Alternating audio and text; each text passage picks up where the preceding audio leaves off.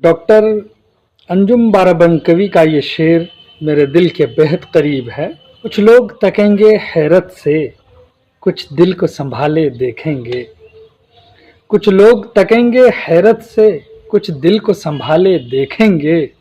जब साथ चलोगे तुम मेरे, सब देखने वाले देखेंगे। ये रात बहुत तारीक सही, लेकिन ये सहर तक जाएगी।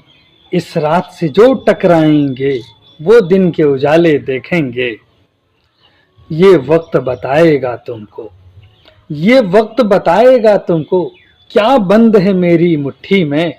जब दस्ते हुनर मैं खोलूंगा, सब गोरे काले देखेंगे।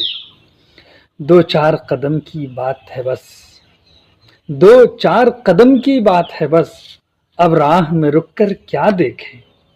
दो चार कदम की बात है बस, अब राह में रुक कर क्या देखें। मंजिल तो नजर में आ जाए, फिर पाँव के छाले देखेंगे।